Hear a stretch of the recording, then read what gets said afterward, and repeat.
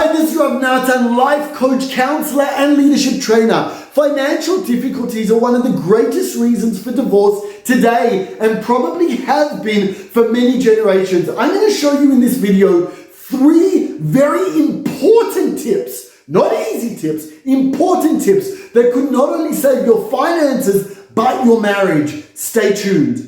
Step number 1 is your priorities. It's not likely that you married your spouse because when you were dating, you sat down and they said, well, my priority of children and education is this. And you said, well, mine's that. You said my priorities around finances are this. And they said that. And you're like, hey, this is a perfect couple over here. No, you probably wouldn't have married the person unless there were extenuating circumstances if they didn't have the same priorities as you.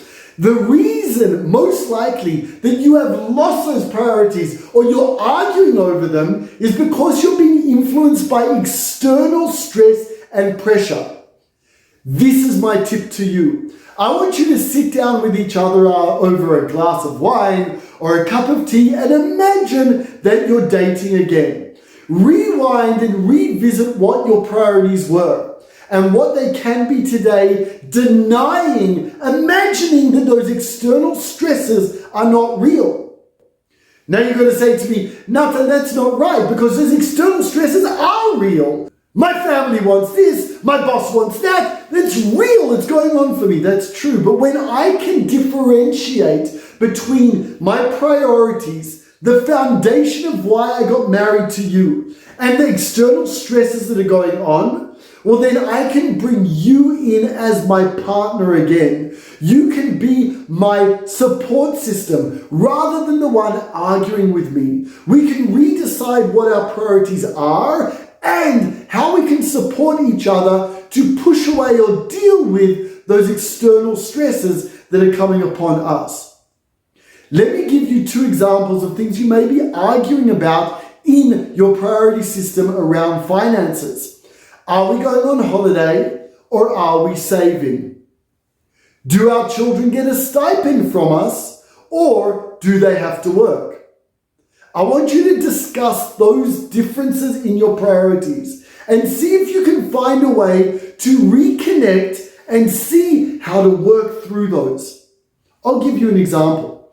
Perhaps holiday versus savings doesn't have to be holiday versus savings. Perhaps it could be, I understand that you want to go on holiday because you worked so hard this year and we need to celebrate that. And I understand that you want to have savings so that we don't flush all of that money down the drain. But how about we go on a shorter holiday to be able to put some more savings into the account?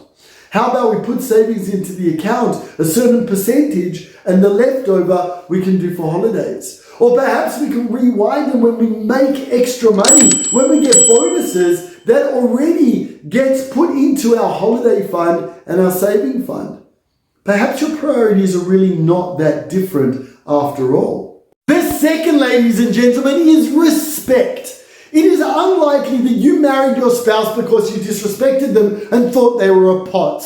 It's most likely that you saw knowledge, wisdom, strength, foresight, vision, caring, understanding in your spouse, and that created a respect for them, a love for them that you wanted to come together as one with them. Now, it's true, you may be married a few months or a few years or many years, and things have happened that have created disrespect between you. Well, we need to work on those disrespects and the reasons for those disrespects, starting with asking yourself, why would it be that my spouse disrespects me? What have I done wrong? Go to your spouse and apologize for those mistakes that you've made. This is both of you. Apologize. Humble yourself for the mistakes that you have made. You know, Robin Williams once said that people think that being alone is the worst thing. But the truth is, being with someone that makes you feel alone is far worse. What amazing wisdom. If your spouse is putting you down, disrespecting you, putting you on the side and making you feel that you are the problem, you will not work through these financial difficulties. You will not be able to surge forward as 2 people becoming one.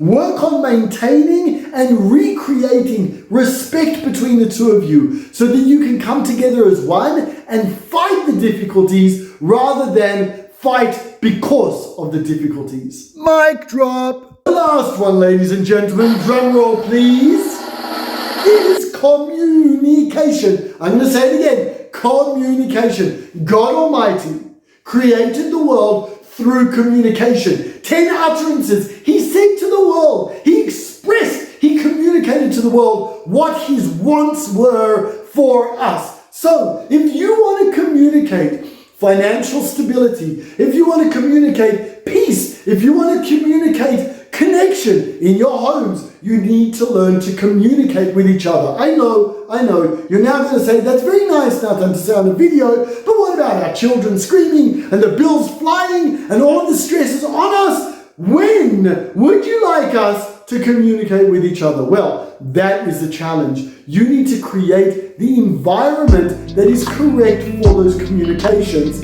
a non-judgmental environment, a non-stressed environment. A few tips. Do not communicate around finances while the kids are still out screaming and asking you for ice cream. Tip number 2, do not communicate around finances when you and yourself know that you are stressed because of the bills that are coming in. Give yourself a break. Do it on a Sunday when you're a little bit more relaxed and can talk through things logically rather than emotionally based. Do not speak to your spouse when you know that they are highly stressed. And the last one is, communication is done so well when we ask permission from our spouse to communicate with them. Hey sweetie, there's something about the finances that we need to speak about.